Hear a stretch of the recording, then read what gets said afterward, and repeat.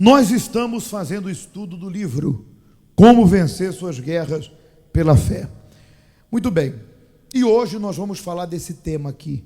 Deus não aceita a indefinição. E começa dizendo: assim como numa guerra física, as nações não podem ser neutras, mas precisam escolher um lado. No campo espiritual também não há neutralidade. Deus não aceita indefinição. É a sua palavra que mostra isso, ou seja, a palavra de Deus que mostra. Quando diz luz ou trevas, vida ou morte, o bem ou o mal, santo ou profano, quente ou frio, o céu ou o inferno, justificação ou condenação, e etc. E também está lá, né? Sim, sim, não, não. Portanto, não há possibilidade de ficar na coluna do meio. Ninguém pode ser meio barro e meio tijolo. Na fé, não existe isso.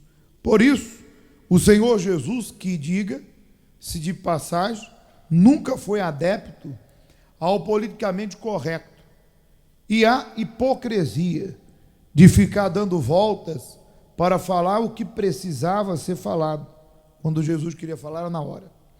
E um dos versículos trata disso, quando ele diz: quem não é comigo, disse Jesus, é contra mim, e quem comigo não ajunta, espalha. Lucas 11, 23. Muito bem, vamos dar um pausa aí. Tem mais ali. Deixa eu falar algo para você.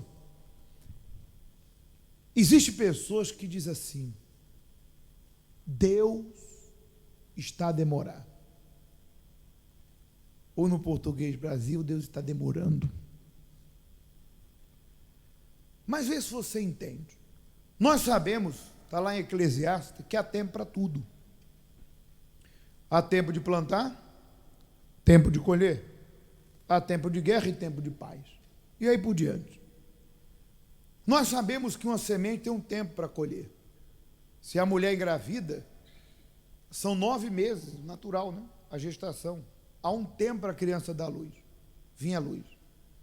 Então nós sabemos que não podemos ser tomados por uma ansiedade, um imediatismo. Se nossa vida está no altar, na fé, no controle de Deus, o diabo não pode frear Deus. Ele não pode impedir Deus de agir. Então, se eu estou na vontade de Deus, se eu estou na fé, o próprio Espírito Santo vai me preparar para receber aquilo que eu estou a pedir. Porque existem pessoas que não estão preparadas para certas coisas. Então, Deus vai preparar para isso. Só que há um detalhe importante. Existem pessoas que Deus ainda não agiu na vida dela com a providência divina, que é a nova história, a mudança total. Milagre, você pode alcançar uma área ou outra, mas a mudança total de vida, ela implica no obediência, numa entrega total da pessoa. E não apenas essa mudança terrena, total de vida, mas a maior das maiores mudanças, e o maior dos maiores milagres, que é a pessoa ter o novo nascimento, é quando ela recebe o Espírito Santo e passa a ter a natureza de Deus. Isso acontece quando o candidato, a pessoa, crendo na promessa de Deus e movido por uma fé, em humildade, se submete à voz de Deus. Deus diz: quem crer e for batizado será salvo. Eis-me aqui, Deus. Eu sei que para eu me entregar eu tenho que abrir mão, como falávamos semana passada. Eu tenho que abrir mão do maior inimigo, que somos nós mesmos. O orgulho, o ego, os sentimentos, os prazeres da carne, etc. e tal. Mas aquela pessoa é rápida. Ela não demora na tomada de quê? De entrega, de decisão. Ela se define. Eis-me aqui. Sim ou não? Sim. Vai ou não vai? Vou. Ela decide. Deus mostra que isso me separa de Deus. E essa companhia é mal, esse sentimento é ruim, esse desejo é ruim. Deus fala: Vai largar ou vai continuar? Vou largar. Entrega no altar. Larga isso. Então, tem pessoas que lutam contra isso, pede ajuda de Deus para perdoar, para abandonar certos sentimentos, abre mão de certas coisas e pessoas, perde para ganhar com Deus. Mas ela diz o quê? Eis-me aqui. Ela se define. Então, essa entrega rápida que cada um tem, porque a fé de cada um é de cada um, eu não demorei a me entregar. Até porque, embora novo, eu já vinha de uma trajetória de desgraça na família, de sofrimento, de dor, e mesmo novo, de decepção com o mundo. Já conhecia a podridão do mundo, as pessoas más, o que os demônios faziam, o que os demônios queriam fazer. Então, eu não vacilei, eu não dei tempo para o diabo causar um estrago maior na minha vida, ou na família que ele já tinha causado. Eu parti para uma decisão. É tudo ou nada. Eu não tenho nada a perder. Pelo contrário. Imagine, eu vou ter direito ao reino de Deus. Ô meu Pai, quando eu morrer, eu vou te encontrar. É ou não é? É a vida eterna. Então a primeira decisão foi a maior de todas. Foi aceitar o Senhor Jesus Cristo como Senhor e Salvador da minha vida. E aceitar o modo de vida que Ele me propõe. Porque a porta com Deus não é larga. A porta da fé é o quê? Jesus disse, esforçai-vos por entrar pela porta estreita, a porta da renúncia, da obediência, de se submeter. Mas essa porta me conduz à vida eterna, disse Jesus. É a única porta que do outro lado tem um paraíso. Só que imagina uma portinha que tu tem que entrar ali, ó, apertado. Porque eu não posso servir Deus da minha maneira. Então essa porta estreita é a cruz, é a obediência. Mas o que me espera do outro lado? Primeiro, aqui na terra, os cuidados de Deus, o livramento, a mão de Deus. E no porvir, a vida eterna. Mas a Bíblia diz que a porta do mundo é larga. Para o mundo não tem regra. Qual é a regra do mundo? Teu coração pediu, faz. Hoje em dia é assim. O que teu coração pede? Vai, segue o teu coração. Pior conselho que se pode dar para uma pessoa, segue o teu coração. É a mesma coisa de entregar uma bomba na mão de uma criança. Fala, tá vendo esse pininho aqui? Deixa só me afastar um pouquinho, você. Quer dizer, o coração é o pior dos piores enganadores que uma pessoa pode ter. Então lá no mundo não tem regra. O coração pede para odiar, o coração pede para se vingar, o coração pede para ter ciúme, o coração pede para praguejar, o coração pede para detestar, e a pessoa vai seguir no seu coração, seu sentimento. E cria inimizade com um, cria inimizade com o outro, e amaldiçoa o outro, e guarda sentimento de um. Vive assim. Na porta estreita, não. Tu tem que se guardar de tudo isso. Tu tem que lutar contra tudo isso. Então, há pessoas que entram por aquelas portas, que é a porta da casa de Deus, recebe essa informação, que é ela ter a comunhão e se entregar para Deus, e elas ficam pensando se realmente elas vão obedecer a palavra, se elas vão largar o pecado, os vícios, as manias, se elas vão perdoar, e elas demoram na sua entrega, elas ficam protelando, elas não se definem, ficam em cima do, eu gosto da igreja, eu gosto da oração do pastor, eu me sinto bem, mas isso não vai mudar a sua vida. Você pode se sentir bem aqui dentro, se você não se definir, quando você sair lá fora, tu vai dar de cara com o teu inimigo, com tua situação, com o teu problema. Deus não vai poder fazer nada para mudar aquilo, porque você não deu resposta a Deus com respeito à tua vida em relação a Ele. E não adianta você dizer assim, eu creio em Deus. Fé sem obras é o quê? Essa crença tem que ser acompanhada de atitudes que prova que você realmente ama Deus acima de... É como um relacionamento. A pessoa está namorando e diz, eu gosto de você, eu te amo. Aí a outra metade diz assim, então vamos casar. Não, mas agora não. E eu conheço casos da pessoa estar 10, 20 anos namorando. Claro, já vive uma vida de casado. Não morando junto, mas vive uma vida, sabe como é que é, né? Mas a outra metade não se define. Mas eu pergunto, qual a razão, poxa?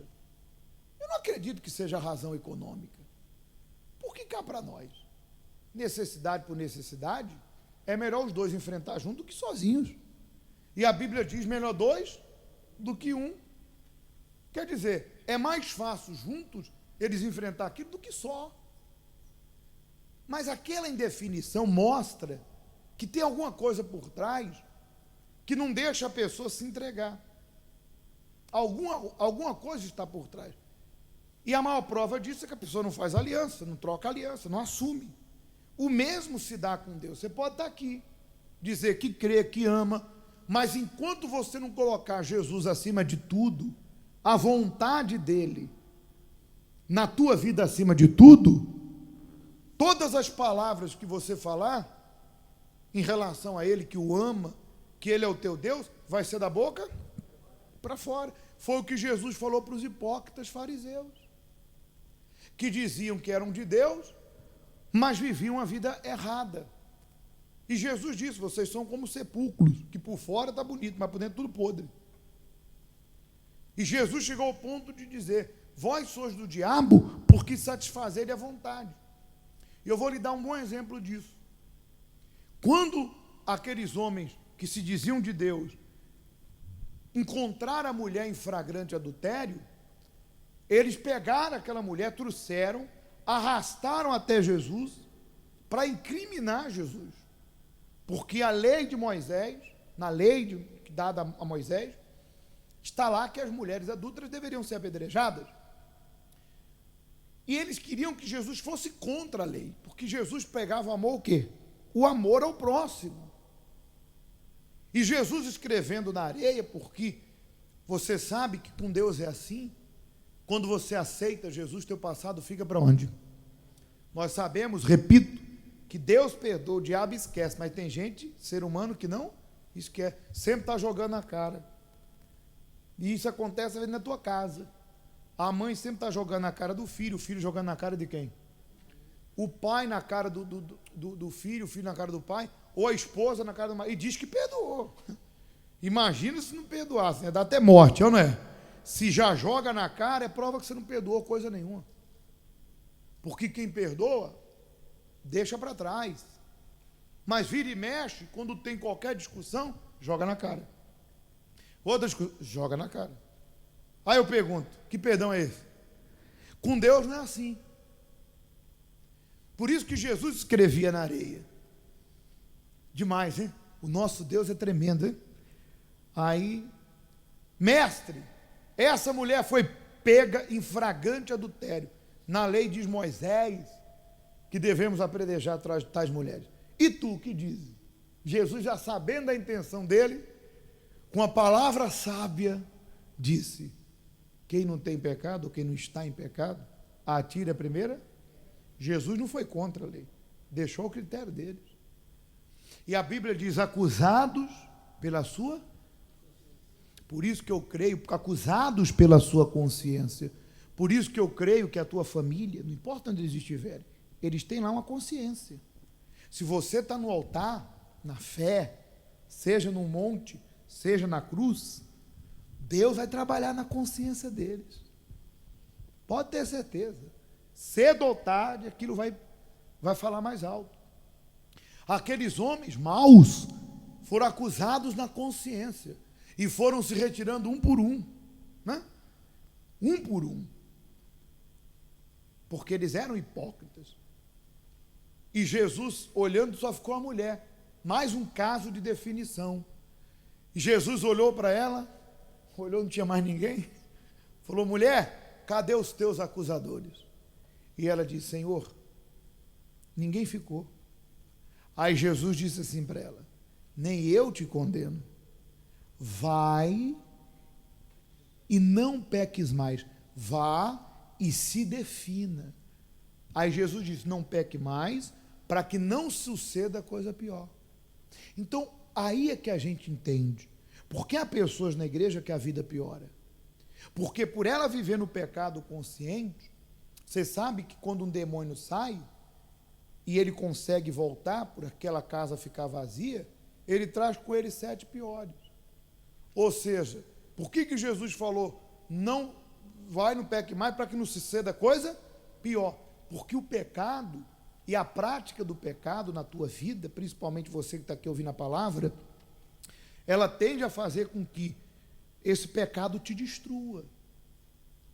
Então hoje Deus está te dando a chance para você se definir, confessar o teu pecado, se arrepender e abandoná-lo, ser radical com ele. Não importa se o mundo vai te taxar de bobo, se vão te taxar de crente careta, é a tua vida, é a tua vida, é a tua alma. Se eles querem fazer da vida deles, da alma deles, o que eles bem, tem problema, a vida vai cobrar. Não pensa essas pessoas que vivem aí uma falsa aparência, rindo, mostrando os dentes, né? Mostrando os dentes, se entregando aos prazeres, maltratando, humilhando, pisando, orgulhosas. Não pensa essas pessoas que elas não vão colher. Elas vão colher o fruto do seu pecado, que Deus tenha misericórdia, mas é a lei da vida. Mas eu já tenho um conhecimento desse caminho. Então, eles não podem decidir por mim. Eu decido. Eu vou me entregar. Eu vou obedecer a Deus. Eu me defino. Foi o que Jesus falou para a mulher. Vai e não peques mais. Se defina. Se defina. Decida. Se entregue. Não é batizado? Domingo tu batiza. Está com maço de tabaco aí? Joga ali, ó, pisa em cima e fala, nunca mais vou me entregar essa porcaria.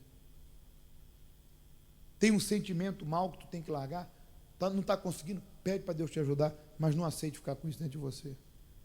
Se você decidir se entregar, olha, o mover de Deus na tua vida vai acontecer hoje, em nome do Senhor Jesus.